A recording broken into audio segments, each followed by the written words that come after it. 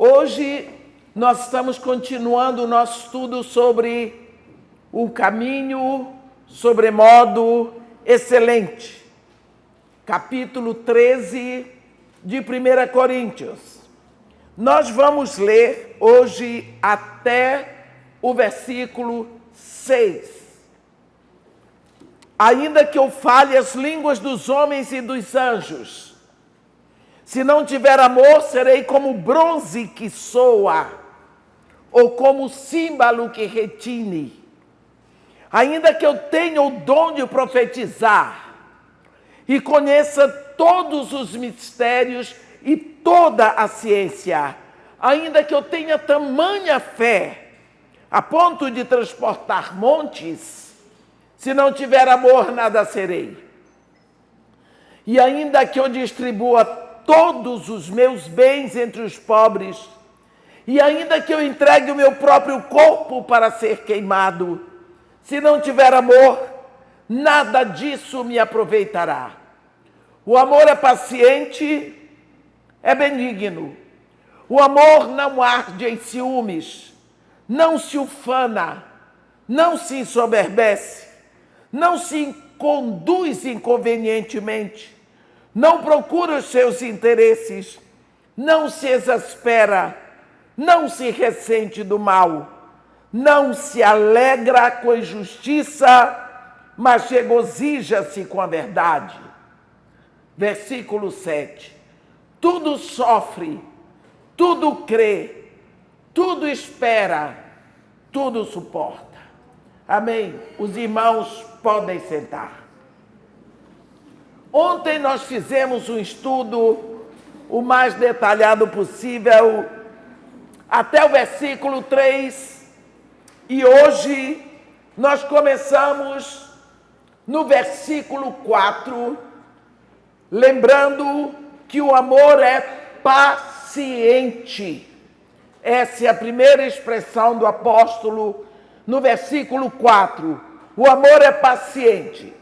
Quando nós vamos ao dicionário, o dicionário define paciência como sendo a capacidade de suportar aflições, de sofrimento, de dor, de labuta, calamidade, provocações ou outros tantos males, com calma e com moderação. A primeira frase que Paulo dá ao amor, a primeira ênfase que Paulo dá ao amor é que o amor pode sofrer, que o amor pode suportar. O amor é sociável e pela sua própria natureza está envolvido em dor e sofrimento daqueles a quem ele se dirige. Para entender este aspecto do amor, meus irmãos, nós temos apenas que olhar para a cruz, onde o amor mostrou toda a sua capacidade de trazer, de aceitar para si tudo o que deveria recair sobre outras pessoas a quem ele se dirige. Assim, se o amor pode ir à cruz, ele pode ir a qualquer lugar.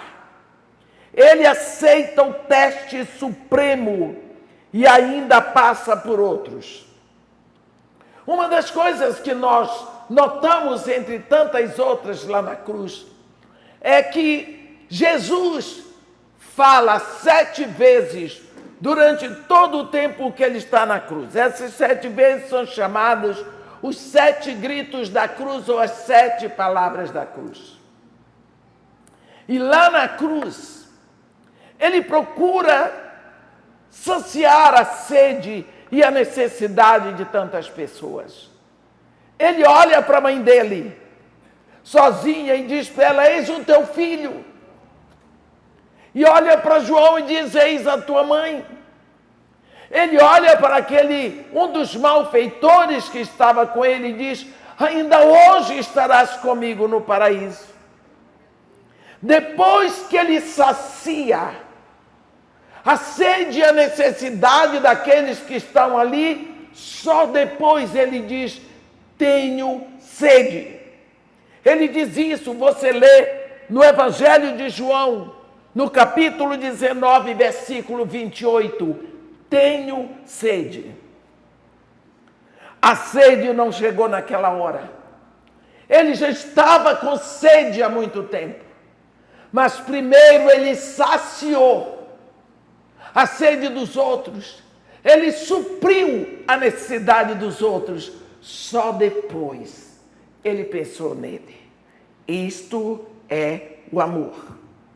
Nós não devemos tentar ser pacientes. Devemos crer que podemos ser pacientes. Podemos ser pacientes e ter muito cuidado. Sem o amor ágape, não há amor forte o suficiente que possa nos tirar do egoísmo. Se não possuímos o amor ágape, que é o amor de Deus em nós, temos apenas uma armação referencial limitada para operarmos. Porque nós estamos sempre querendo ser satisfeitos. E quantas vezes nós abusamos de outras pessoas porque nós queremos ser satisfeitos? As nossas exigências vêm em primeiro lugar. Não temos recursos para lidar, meus irmãos, com tudo o que vai aparecer, com todas as demandas. Na hora da crise, 3 grandes personalidades no Novo Testamento, Jesus, Paulo e Estevão, oraram pelos seus inimigos. Jesus lá na cruz diz: Pai, perdoa-lhes, eles não sabem o que fazem. Estevão, enquanto era assassinado sob uma chuva de pedradas horríveis, ele diz: Senhor, não lhes imputes este pecado. Paulo, quando ele escreve a segunda carta a Timóteo, no capítulo 4, versículo 16, ele diz: ninguém me assistiu na minha primeira defesa. Antes, todos me desampararam. Que isto não lhes seja imputado. Este foi o ato que coroou a vida dos 3. Por quê? Porque o amor pode ser paciente. Porque ele sabe que o universo está atrás dele. O amor vem na frente e tudo vem atrás. Costumamos dizer que o futuro pertence a Deus. Assim, vemos que a primeira capacidade do amor é a paciência, o poder de suportar as demandas da vida sem exigir dos outros, sem calcar a nossa vontade sobre a vontade dos outros, sem achar que as pessoas nos devem alguma coisa ou nos devem explicações. Uma das coisas que eu tenho tido dificuldade no meu ministério é que as pessoas querem que o ano tenha, sei lá, 900 dias ou 900 finais de semana. Eu não tenho. Eu abro a agenda em dezembro, numa semana a agenda está toda cheia. Paciência. Eu digo, eu não tenho. Mas a senhora não dá um jeitinho. Eu disse, minha agenda não tem jeitinho. Quando eu marco uma igreja, eu não pergunto aonde é a igreja, como é o nome da igreja, quantos membros tem, não é da minha conta. Eu vou pregar a palavra de Deus para os santos daquela igreja. E isso para mim é suficiente. Agora eu não vou tirar uma igreja que eu marquei por acaso Marquei, é na favela. Eu não vou tirar para botar uma que está na zona sul do Rio de Janeiro, ou sei lá, na zona oeste. Por quê? Então, as pessoas não aceitam. Elas se aborrecem. Ouvi desaforo de uma mulher tem uns 2 meses. Há 4 anos que eu ando atrás da senhora para marcar uma agenda para a minha igreja. Eu disse, minha filha, eu nada posso fazer. Eu não dou conta de marcar agenda, eu não dou conta de responder telefone, eu não dou conta de ver mensagens, porque eu tenho Bíblia para ler, pesquisa para fazer, tempo de oração, seminário para escrever, tudo isso. Por isso que eu não dou conta. Mas as pessoas querem exigir. Querem exigir. Eu estava dizendo para uma amiga, olha, quem tem um ministério como o meu, tem secretária, tem administrador, tem tesoureiro, tem escritório. Eu não tenho nada disso. E eu tenho ainda, fora o ministério, um projeto social. Eu tenho minha vida, tenho minha família. Então, eu não dou conta, mas as pessoas exigem. E elas querem explicação. Porque as pessoas são exigentes. Então, isso é amor de Deus? Não. O amor é paciente. A segunda qualidade que Paulo coloca aqui, no versículo 4, primeiro, o amor é paciente. Em seguida, ele diz, o amor é benigno. A segunda qualidade do amor aqui é a benignidade. O que é? O apóstolo diz assim, o amor é benigno. O amor humano pode até ser paciente, meus irmãos, sem ser benigno. Existem pessoas que são pacientes, mas não deixam boa impressão, porque a sua paciência não é graciosa, não é uma paciência benigna. É uma paciência irritada. O amor ágape, no entanto, que é o amor que se derrama do coração de Deus, no nosso coração, ele nunca vai ter deficiência. Ele vai lidar com situações irritantes e vai continuar sendo benigno, porque é o amor de Deus. O amor ágape nunca se esvazia do seu entusiasmo. Pode ter a dificuldade que tiver. O amor ágape, ele é cheio de alegria. Ele é cheio de entusiasmo. Ele é cheio de força. Ele é cheio de poder. Quando você vê uma pessoa que está com muita dificuldade, precisa tirar férias, porque o ministério está acabando comigo, essa pessoa entrou no caminho errado.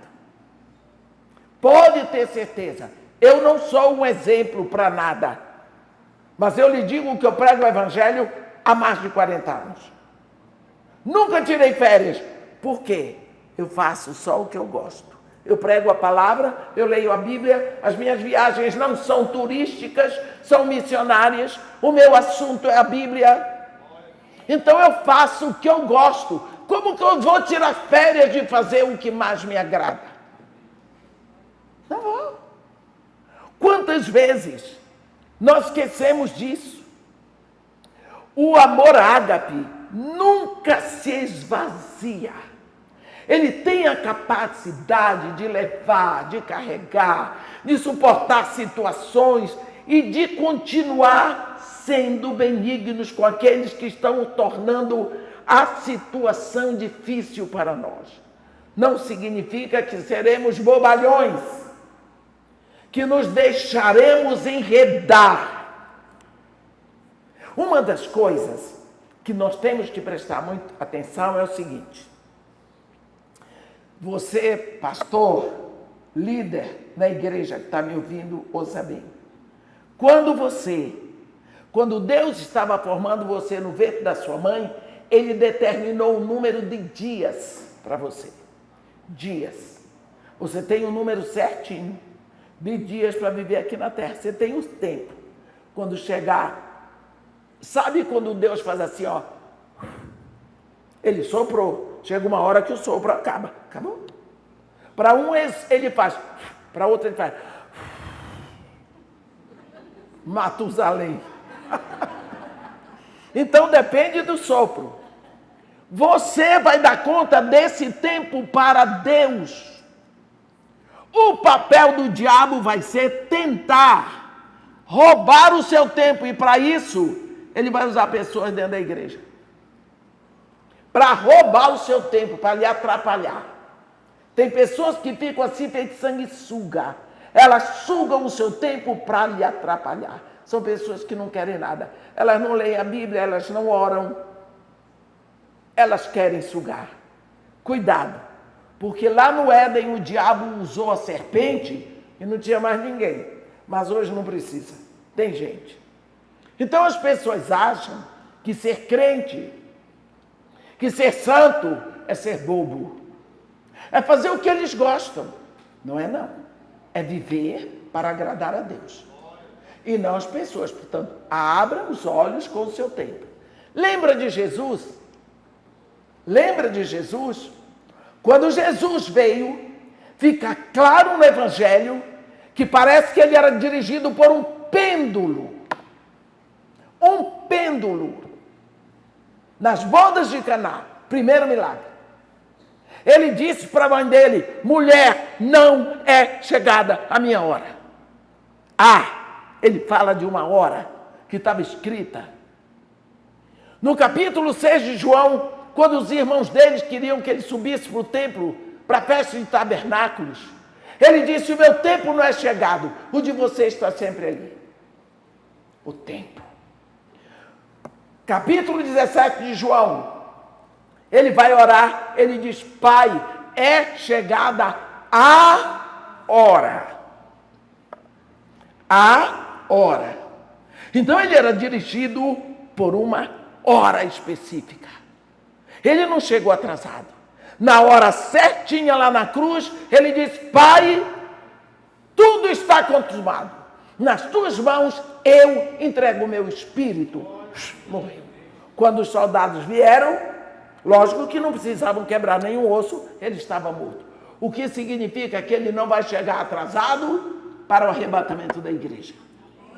Então, se Jesus Cristo tinha que cumprir o tempo dele, ele diz, assim como o Pai me enviou, eu vos envio. Então, cuidado. Cuidado com o seu tempo. Cuidado com pessoas que vêm para roubar o seu tempo. Abra os olhos. Porque pode ser alguma coisa contra o seu ministério. O amor nos leva a confrontar situações. Não é? Cada situação que deve ser confrontada, mas de modo que haja diferença entre pessoa e problema. O amor mostra respeito pela pessoa enquanto procura resolver o problema. O amor ágape, ele nos capacita a sofrer sem reclamações, a sermos incompreendidos sem buscar explicações, a dar sem querer receber de volta, a sermos ignorados sem sentir ressentimentos, a pedirmos sem ordenarmos, a amar mesmo sem sermos amados, entregando tudo nas mãos do Senhor.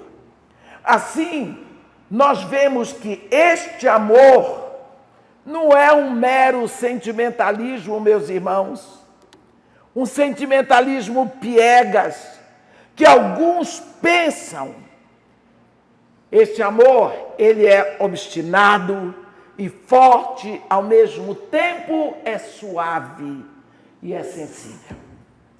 As pessoas que não o conhecem podem pensar numa trepadeirinha, não é? Mas na realidade, este amor é uma grande castanheira, ele é forte. Você vê que este amor venceu a morte. Houve uma luta do amor com a morte. E o amor venceu a morte.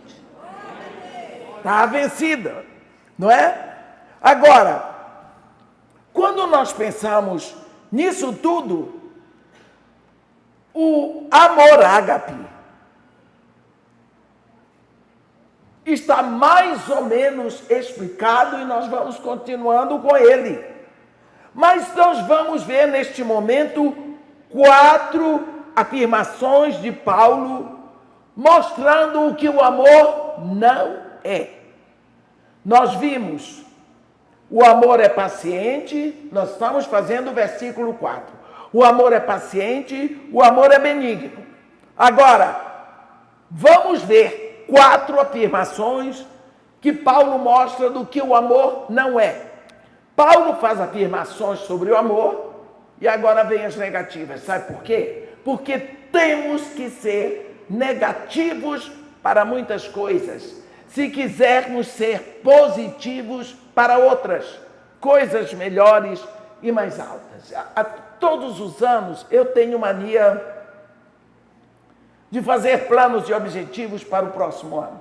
Este ano, o meu objetivo, eu estava falando isso com a Ângela, é deixar de fazer coisa boa para fazer coisa melhor. Porque quando você fica nas coisas boas, você fica mediano, você fica no meio. Eu quero fazer coisas maiores, eu quero fazer coisas melhores, eu quero crescer. Espiritualmente eu quero, não é? E assim eu vou fazer coisas melhores, mais altas, e eu vou crescer e me aprofundar em Cristo. Todas as vezes que nós dizemos sim, ali está incluído um não. De meia, você vai para São Paulo? Vou. Quer dizer, não vou ficar em Brasília. De meia, você vai para São Paulo? Não vou. Sim, vou ficar em Brasília. Então, onde tem uma negativa, tem uma positiva. Se olharmos as características do amor, mencionadas por Paulo aqui em 1 Coríntios 13, de 4 a 7, vamos ver. O amor é paciente, o amor é benigno, tudo sofre, tudo crê, tudo espera, tudo suporta. Essas afirmativas existem, porque também existem as negações. Olha o que tem. Não arde em ciúmes, não se ufana, não se ensoberbece, não se conduz inconvenientemente, não procura seus interesses, não se exaspera, não se ressente do mal, não se ensoberbece, etc, etc, etc. Você vê, a negativa já está implícita na afirmação. Vou dizer uma coisa para você. Você está fazendo esse final de semana um seminário que pouquíssimas pessoas fazem. Porque as pessoas não estão normalmente determinadas e interessadas em fazer um seminário desse, porque não dá ibope. Não dá ibope. Mas este é o âmago do Evangelho. Nós vemos maturidade. Significa que nós chegamos a um estado em nossa vida onde nós sabemos aceitar e nós sabemos rejeitar. Nós vamos deixar de dizer sim para agradar as pessoas. Nós vamos dizer sim se aquilo agrada a Deus. Isso é maturidade. Porque quantas vezes eu não sei dizer não, que isso? Mas quando você não diz não a pessoa, você está dizendo não a Deus. Então é mais fácil dizer não a Deus, não é? O que se vai fazer? A primeira coisa que Paulo diz que o amor não é, aqui no versículo 4. O amor não arde em ciúmes, não se ufana. Meus irmãos, tanto o ciúme quanto o ufanismo e ensoberbecimento mostram um profundo sentimento de inferioridade e de menos-valia. Não é? O ciúme nós sabemos que é uma obra da carne. O ciúme, junto com a inveja, são dois gigantes que atacam nos relacionamentos. Ninguém tem ciúme, você não pode ter ciúme de uma pessoa que mora lá na Austrália que você nunca viu. Mas você vai ter, que Deus defenda, ciúme de uma pessoa que está ao seu lado. Um amigo, um marido ou a esposa, um filho, e isso vai tornar difícil a vida da outra pessoa. Porque aquela sua paixão doentia vai criar areia no relacionamento de vocês. Porque você tem ciúme, porque você quer ter alguma coisa que a pessoa tem. Ah, mas isso é inveja. Não. Você quer que aquilo seja seu. Você quer possuir a pessoa. A pessoa é sua. Comprou por quanto? Tem direito. Se você já teve ciúme na vida, você sabe como é difícil. Não é? Se você tem ciúme de alguém, entre outras coisas, você se sente inferior àquela pessoa. E você acha que pode perdê-la porque você é pior. Então você se comparou com aquela pessoa quando nós precisamos nos comparar com Jesus. Porque se eu me comparo com a pastora Emília, eu posso me sentir superior a ela, aí vem o orgulho. Eu posso me sentir inferior a ela, aí vem o ciúme e a inveja. Mas se eu me comparar com Jesus, eu estou bem, viu? Porque eu nunca vou chegar à altura, mas a gente vai andando porque Jesus é o modelo. O ufanismo é o outro rosto da inferioridade. O ufanismo é o outro rosto da inferioridade. É muito interessante ver pessoas que se ufanam. Eles gostam de estar no meio de pessoas que dizem, o ambiente é próprio. Cuidado. As pessoas se ufanam sempre para cobrir alguma coisa. É uma cortina de fumaça sobre a inferioridade.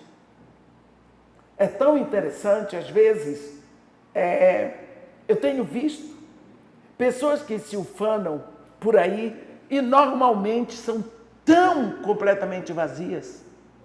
Você conversa com aquela pessoa e não sai nada. Depois de 10 minutos de conversa, não ficou nada, porque a pessoa não acrescentou nada, não sabe nada. Mas sabe das coisas corriqueiras. Deixa eu dizer uma coisa para vocês. Você viu, meu irmão, o quanto você foi atacado de mentira e engano todo esse tempo das eleições? Tinha gente que se dizia crente, até pastor, mentindo, enganando.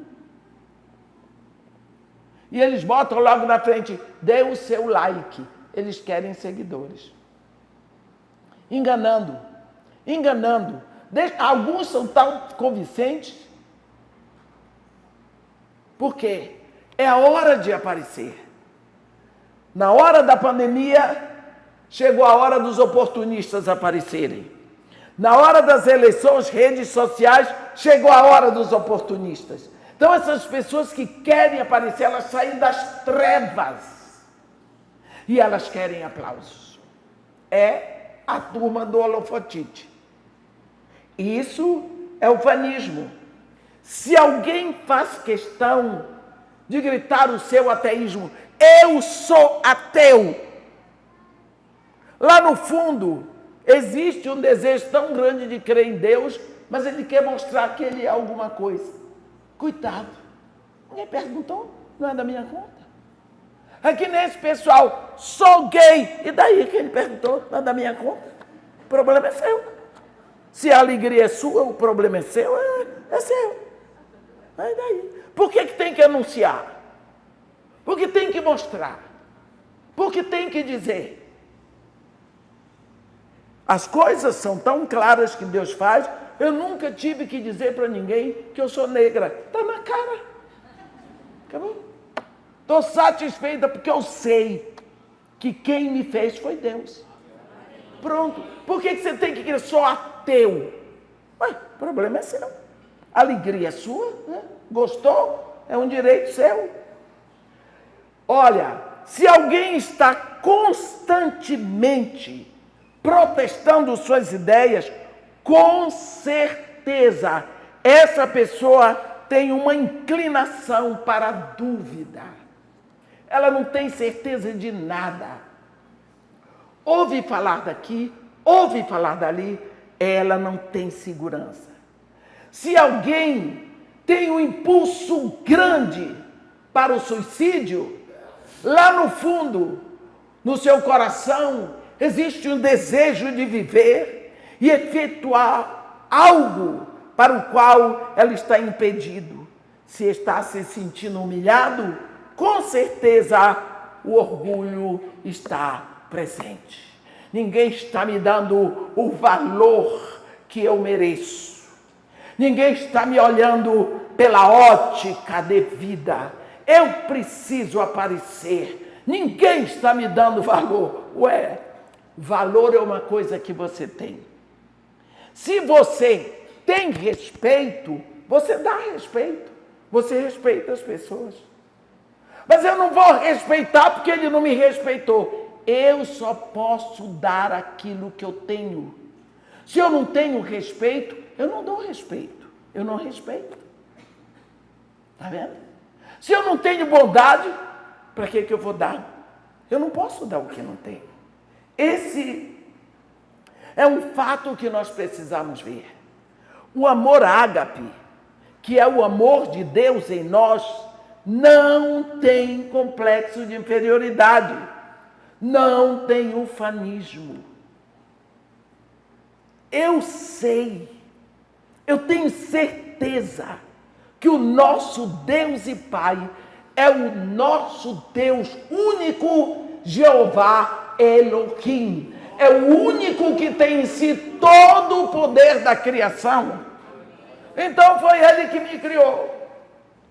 Se alguém não gosta, paciência, vá falar com o fabricante. Ele não me mandou ser gorda, mas ele me criou e me fez assim, cabelo todo enroladinho, mais do que o seu, viu? E dessa cor, e não é bom? É. Não é? É bom. É bom. O complexo, seja ele de inferioridade ou de superioridade, joga você no mesmo lixo. Porque a superioridade é uma tentativa de nos mostrarmos mais acima.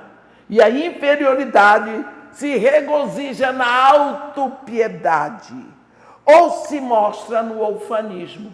Não tem gente que vive naquela síndrome do coitadinho de mim, eu sou uma vítima. Eu sou uma vítima. Ninguém me compreende. É o coitadinho de mim. Tem gente que está sempre sofrendo. Sempre sofrendo. Ela faz questão de estar sempre sofrendo. Está sempre se queixando. A amargura. Eu me lembro de uma vez que eu fui na casa de uma família que a sogra morava com a família. A sogra tinha o quarto dela, com tudo, e tinha uma cuidadora que a ajudava. A nora trabalhava muito, de manhã e à tarde. O filho trabalhava muito. E eles mantinham a casa impecável, com tudo para não faltar para aquela mulher. E eu fui lá, eu fui convidada para almoçar. E eu disse, dona fulana, como vai a senhora? Eu vou indo.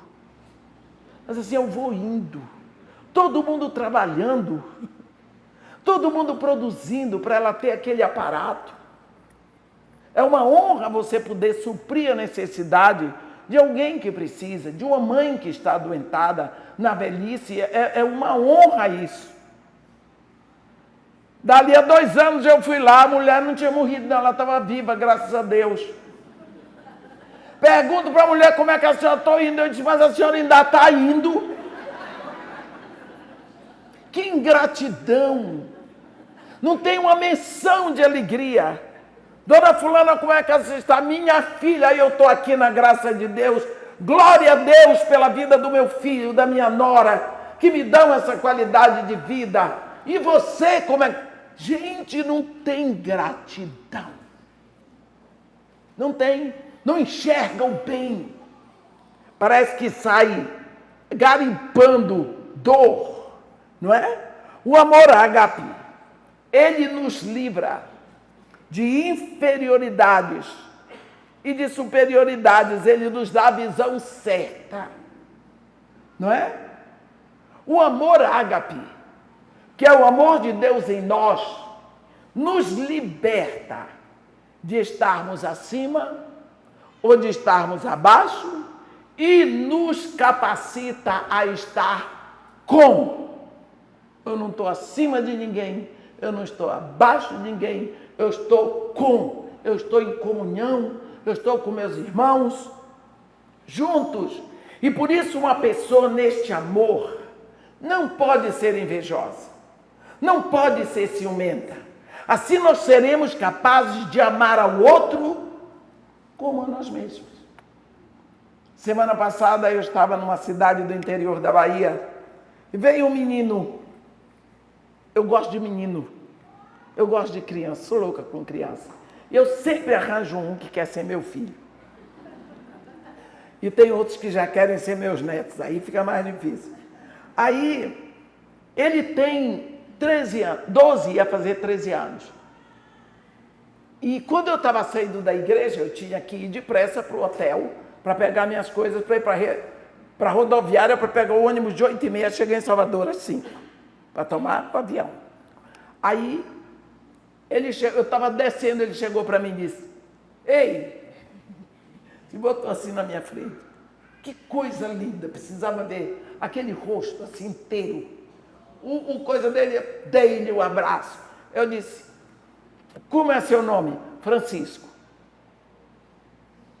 Abracei o Francisco, tudo mais, me levaram para o hotel. Quando eu chego na rodoviária, está lá o Francisco. Ele disse para mim, eu tenho um sonho na vida. Qual é? Viajar de ônibus. Viu? Viajar de ônibus. Sonho de uma criança de 12 anos. A mãe morreu, os irmãos foram adotados, ele está lá com o pai dele. Sonho de uma criança de 12 anos. Eu queria tanto ter posto aquele menino dentro do ônibus comigo. Eu disse para ele, meu filho, eu vou dizer para você hoje, o meu desejo é que você, na sua vida, ainda viaje muito, não apenas de ônibus, mas também de avião.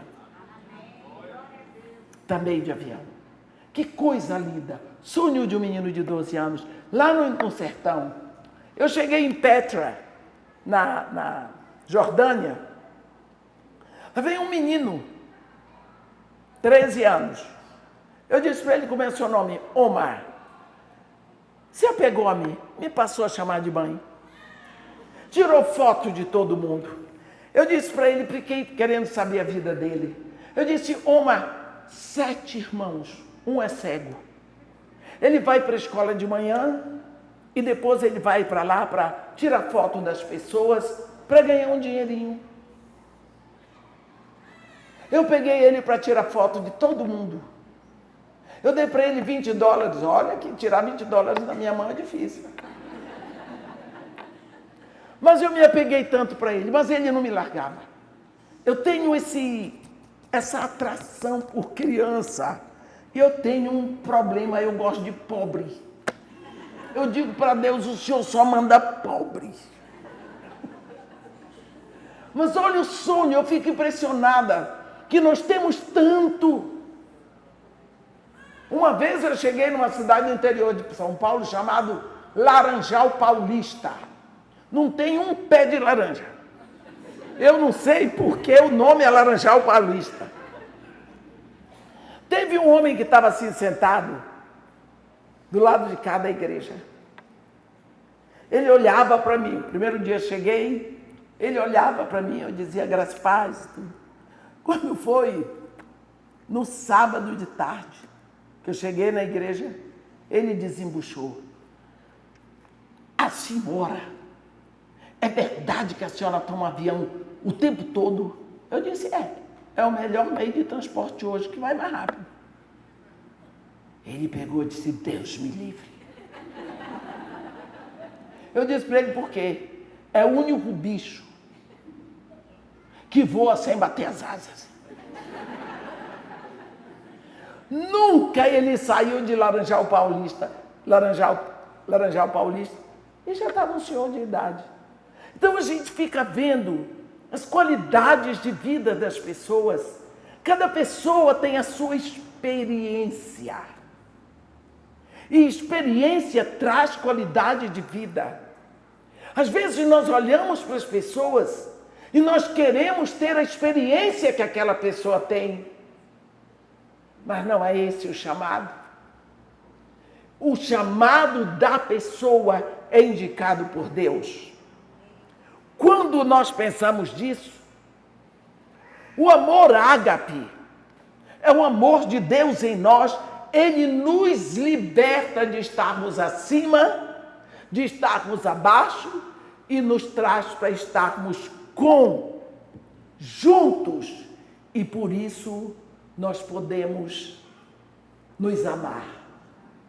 O que existe de mais dinâmico, meus irmãos, sobre o amor ágape, é que uma vez que ele invade o seu coração, ele dá uma sensação de dignidade. Onde a inveja, o ciúme, o ufanismo não podem se instalar. Porque ele lhe torna digno. Ele lhe torna uma pessoa digna. Você tem conhecimento de que você não está aqui porque você é bom, ou porque você é ruim, ou porque você é melhor, ou porque você é pior. Mas você veio porque Deus lhe formou aqui para um tempo. No versículo 5, aqui, está escrito: não se conduz inconvenientemente. O amor não se ensoberbece. Ele não é arrogante. Ele não é rude. Nós não podemos pensar, meus irmãos, que a soberba é a mesma coisa do ufanismo. Não. Porque o ufanismo se expressa para fora e a arrogância, a soberba, é para dentro e se projeta através. Não nas nossas palavras, mas na nossa atitude. Nós podemos ter palavras delicadíssimas, mas a nossa atitude é arrogante. Eu sou melhor. Eu sou diferente. Você já viu isso? Fica muito claro. A pessoa rude, a pessoa arrogante, ela é assim porque não estão seguros de si. Somente os humildes sabem quem são. Só eles têm segurança. Existe um momento no Evangelho de Jesus Cristo segundo João, no capítulo 13, é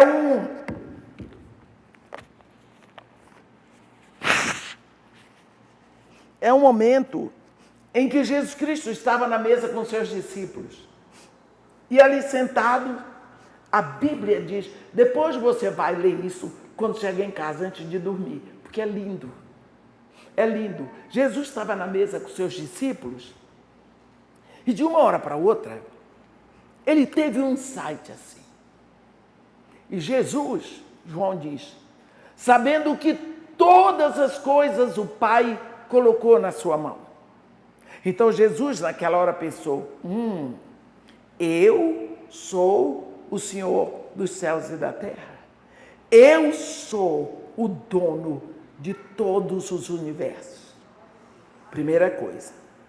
E sabendo que ele viera de Deus, quer dizer, ele conhecia a sua origem. E sabendo que ele voltava para Deus, conhecia o seu destino, com tudo isso, levantou da mesa, tirou a capa de cima, pegou uma bacia, uma toalha e foi se curvar aos pés dos discípulos para lavar os pés deles. Está vendo? Você viu? Isso nos ensina tanto sobre segurança. Quem eu sou. Eu sei quem eu sou. Não pode quem quiser pensar que eu sou um escravo. Porque aquele era um trabalho que os escravos faziam. Não importa se eles vão pensar que eu sou um escravo. Não tem problema. Às vezes, nós achamos que estamos fazendo uma coisa aqui e ali porque os outros precisam de nós, não somos nós que precisamos. Deixa eu dizer, quando eu comecei meu trabalho no Morro Dona Marta, eu nunca tinha ido a uma favela. Nunca.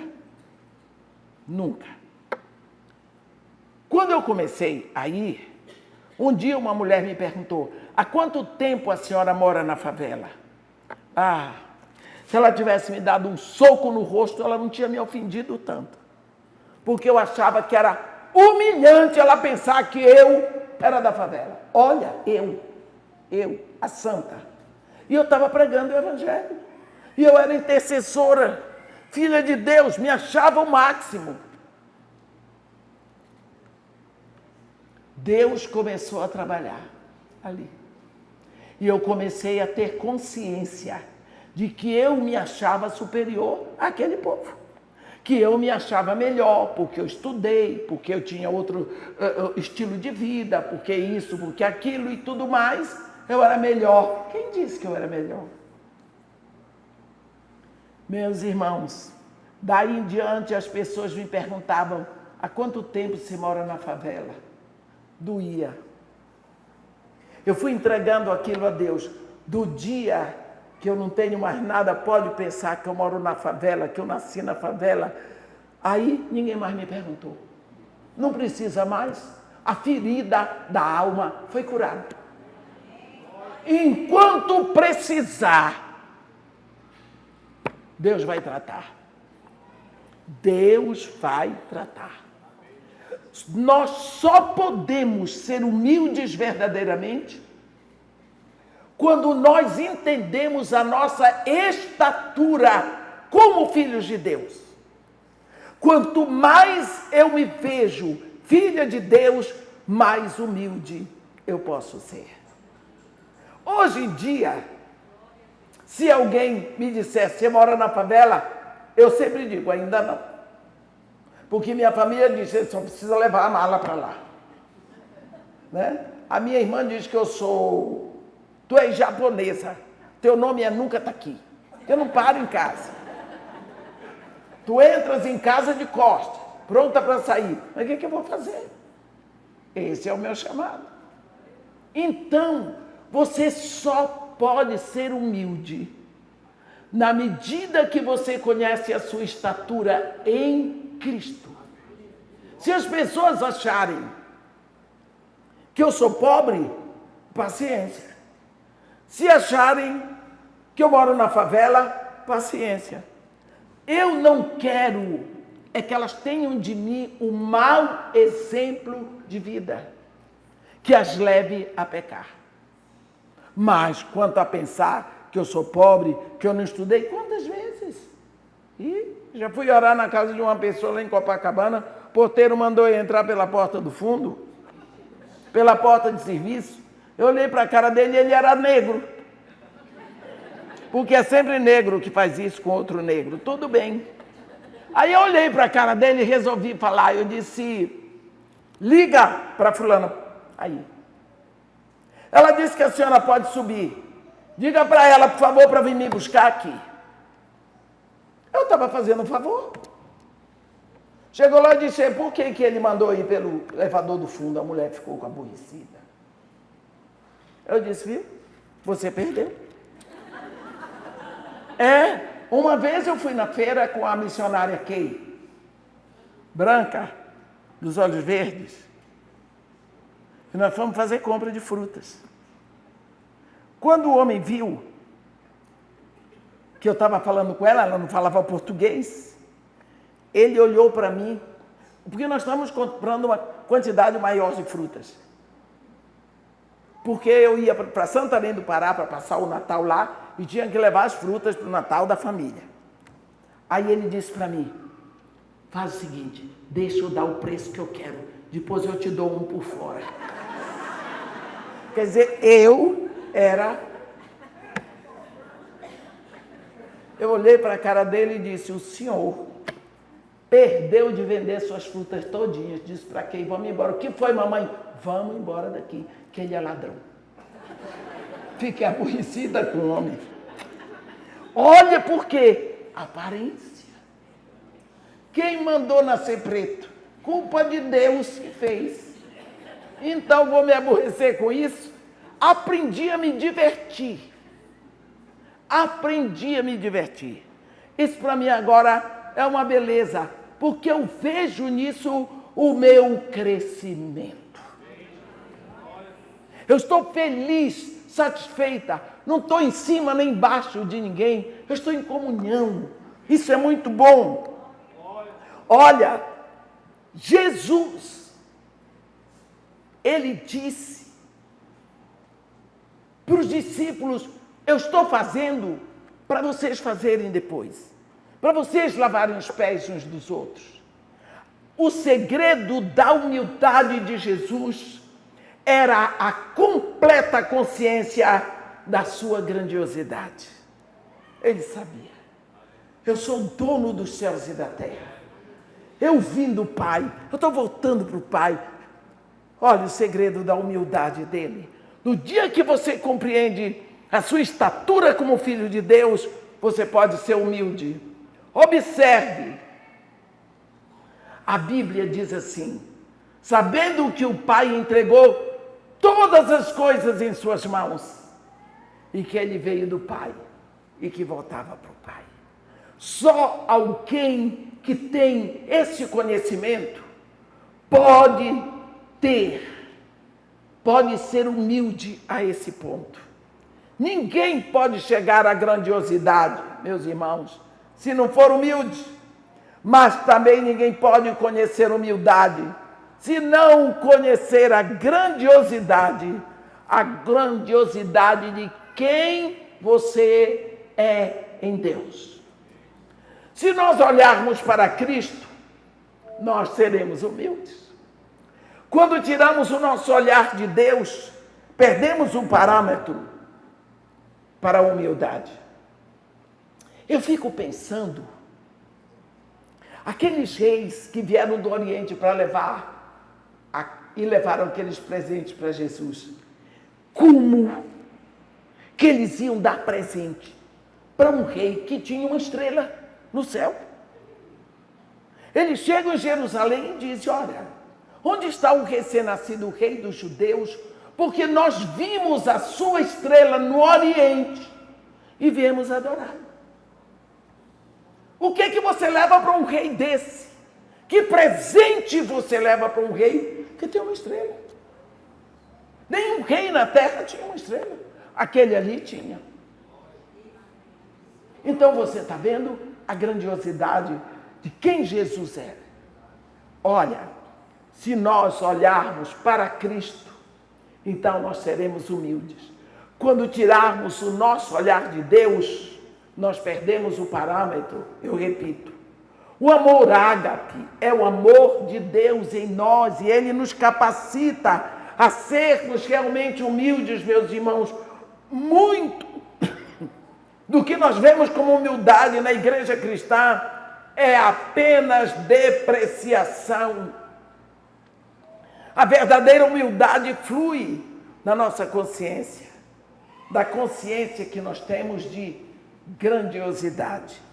Aqueles que não podem ver sua grandiosidade em Deus, podem até agir com maneiras humildes, mas é uma humildade que procede de motivos errados.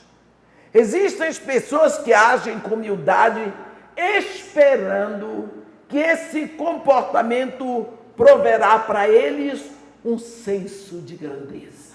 Olha fulano como é humilde, né? Olha como ele se veste com simplicidade. Daí tem a ver o quê? A pessoa pode ser humilde se vestindo muito bem e vestindo bonito. Por que não? Humildade não tem nada a ver com isso. As coisas acontecem exatamente ao contrário. Por quê? A humildade de Jesus, como vimos aqui no capítulo 13 de João, procede do seu senso de grandiosidade.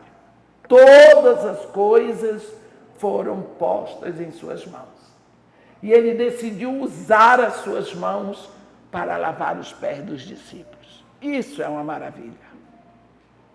No versículo 5 está escrito: o amor não se conduz inconvenientemente e não procura os seus interesses. Olha, meus irmãos, lá dentro do coração de cada um de nós há sempre o desejo de fazer as coisas de acordo com o nosso interesse. E só o amor de Deus em nós, o amor ágape, pode nos dar vitória contra essa tendência maléfica que está lá em nós.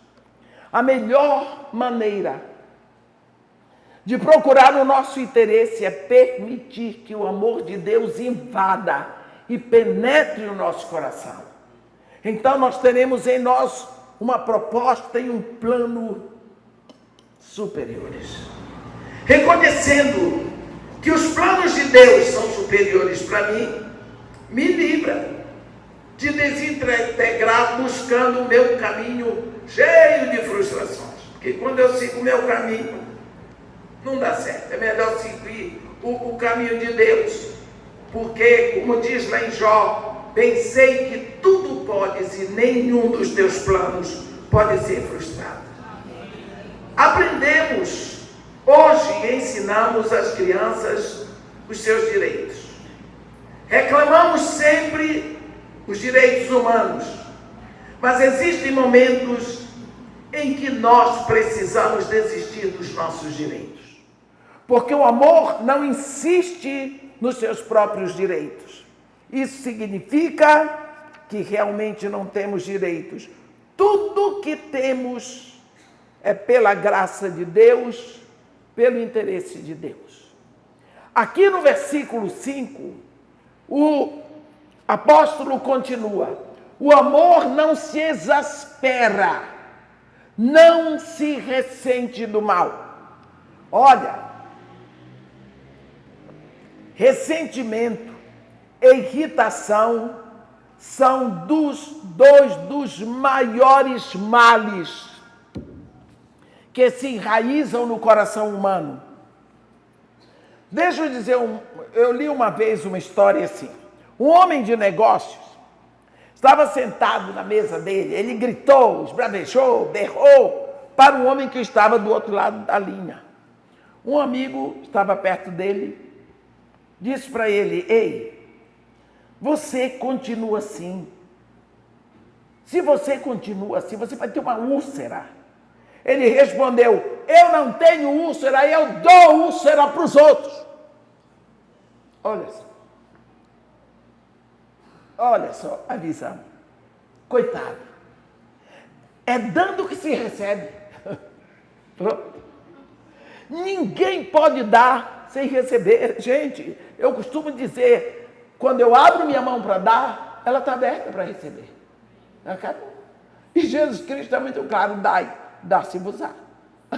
Só que você vai receber muito mais do que você deu. Ninguém, é bem possível que a úlcera não estivesse no corpo daquele homem, mas estava na alma, que é muito pior. Irritação contra os outros produz crescente irritação contra nós mesmos. Como, lembra de Ramã, aquele de lá da história da rainha Esther? Preparou uma forca para Mordecai e ele foi enforcado naquela forca. Qual é a raiz causadora da irritação? Causadora do ressentimento? Com certeza, é um ego que não se entregou a Deus. Quando esse ego se entrega completamente a Cristo, o amor ágape invade toda a personalidade. Então a irritabilidade, o ressentimento se dissolve mais rápido do que o açúcar no café. Algumas pessoas pensam que se eles se entregarem totalmente a Deus, não serão mais eles mesmos. Mas eu quero dizer que viver o caminho do amor é buscar o melhor desta vida, porque fomos criados pelo amor, para o amor.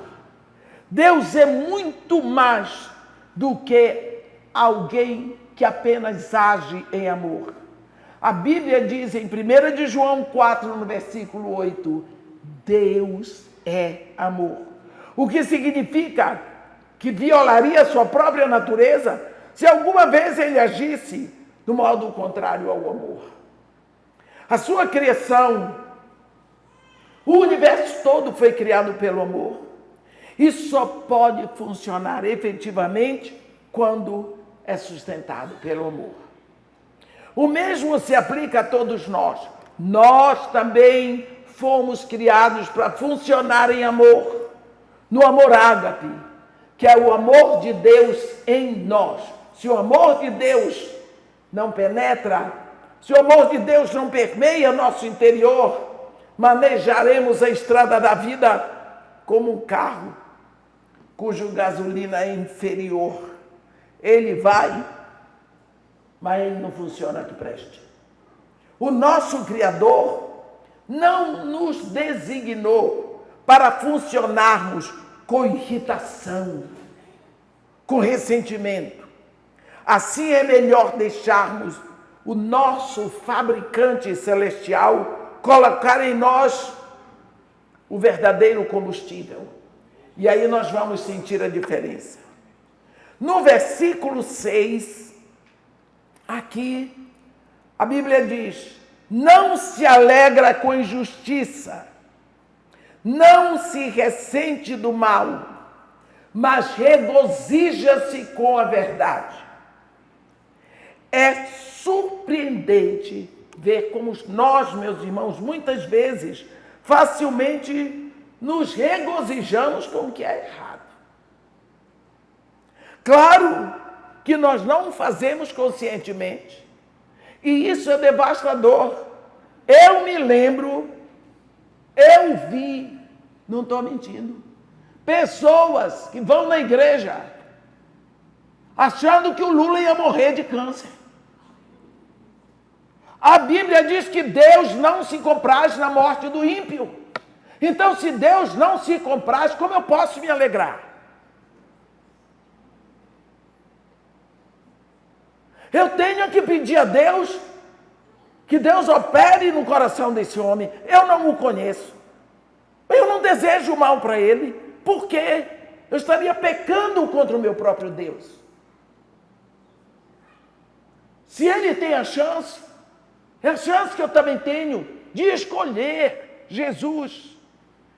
Isso é devastador, meus irmãos.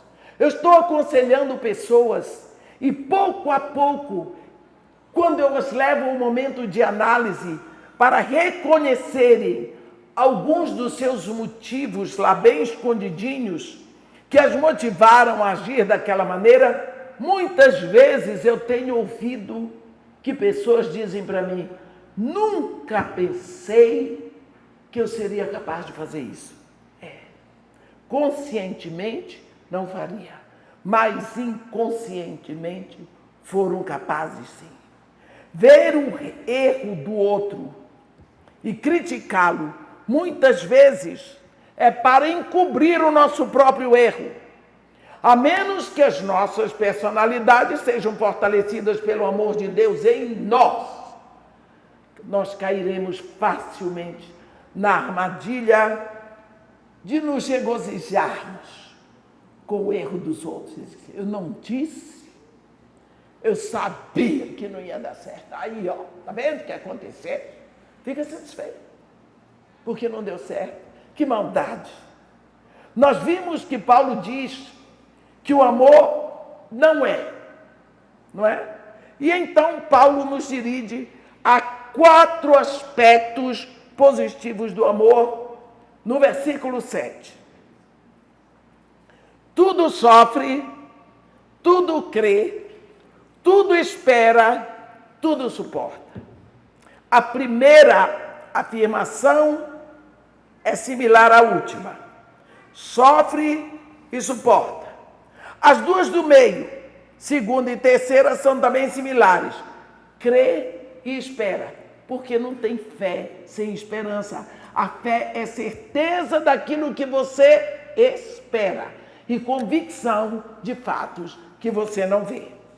Bem, agora, quando nós pensamos as duas afirmações centrais, elas poupam a primeira e a última. Poupam-nos porque sofrer, suportar.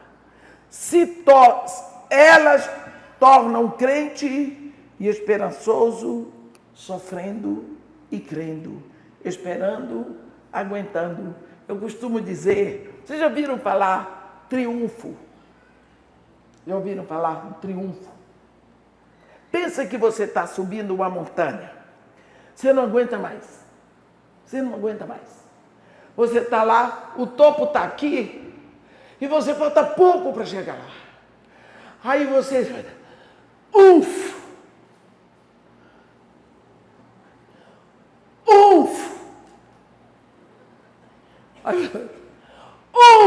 Chegou! É o triunfo do crente. São 3 unfos.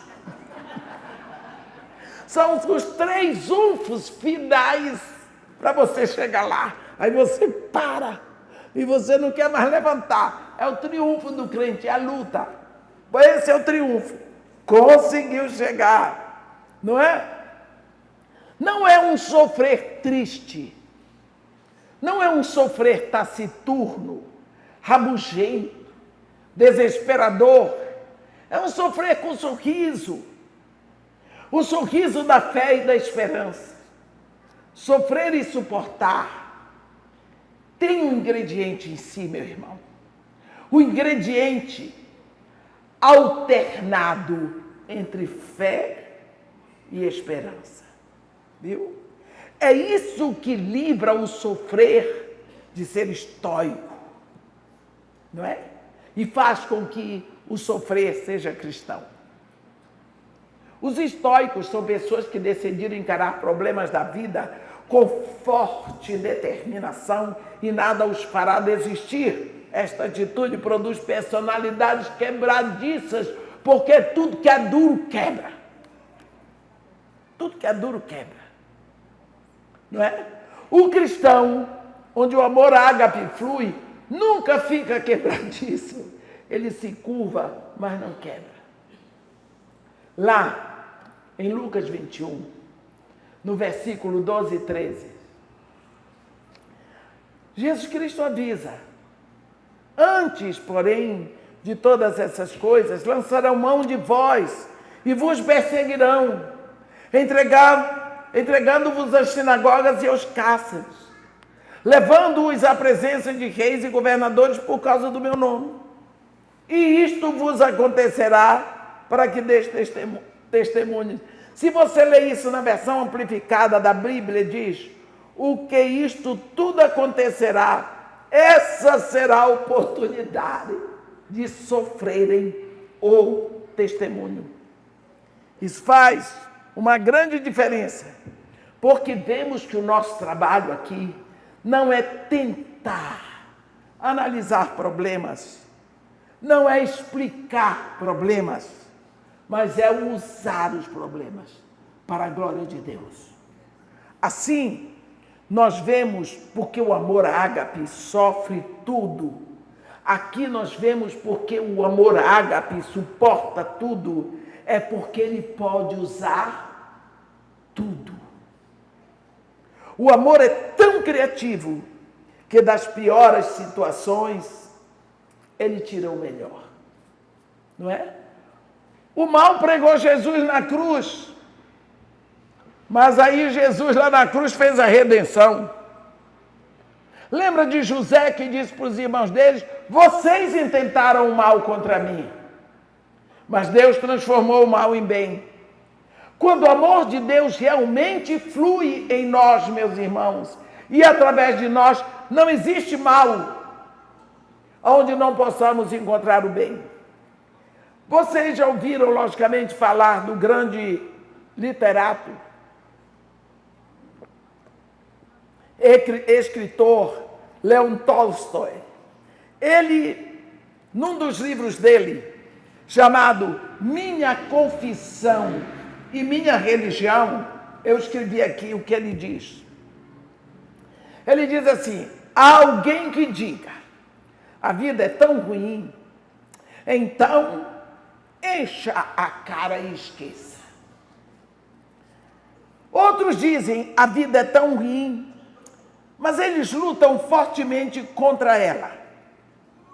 Outros dizem, a vida é tão ruim, então eles fazem o que é lógico, cometem o suicídio.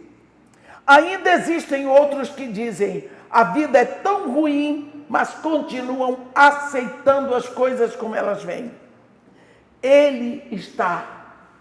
Tolstói, está completamente abaixo, aquém, fora da visão cristã. Totalmente. Você vê aqui um ímpio, mas tem gente por aí que acha bonito. Do ponto de vista cristão, meus irmãos, a vida pode muitas vezes ser dura e difícil, sim, mas não importa o que há de acontecer, nós temos dentro de nós uma energia redentora chamada amor, ágape, o amor de Deus em nós, que nos levanta acima de qualquer situação negativa, transformando cada atraso em um trampolim, cada peça de tropeço em vantagem, e cada marcha é uma marcha de velocidade acirrada para a frente. Porque este amor opera isso em nós. Lógico que existem limitações. Até Jesus reconheceu que ele era impedido na sua própria comunidade. Como ele diz em Marcos 6,4, não há profeta sem honra, senão na sua própria terra. Ele foi impedido ali, mas essa limitação se transformou em grandiosidade, contribuição para transbordar em amor, cura e bênçãos em outros lugares da Palestina. O amor não apenas tudo sofre, ele também tudo crê. A Bíblia amplificada diz: o amor está sempre pronto para crer no melhor de cada pessoa. Olha, versículo 7. Garimpar o que tem de bom. O porquê o amor ágape é capaz disso? Porque ele vê com visão dobrada, não vendo as coisas como meramente são, mas como elas poderão se tornar. Quando Jesus olhou para Simão, como ele era, ele disse: tu és Simão, o filho de João. Simão era mentiroso, meus irmãos. Era mentiroso. Era impulsivo. falador, gabola, desrespeitoso, valentão. Era esse o nosso Simão. Isso é o que ele era antes de ser transformado pelo amor. Depois, vejamos o que Jesus diz. Mas tu serás chamado Cefas, rocha. Que mudança.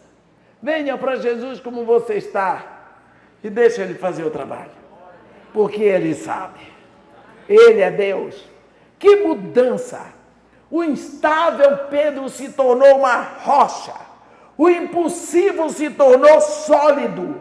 O homem que praguejou e jurou não conhecer seu próprio mestre, negando-o para salvar sua própria pele, se tornou um poderoso líder espiritual, com privilégio de abrir as portas dos reinos nos primeiros convertidos em Pentecostes. Esse homem. Está vendo? Quem olhasse para Pedro antes, não veria isso tudo.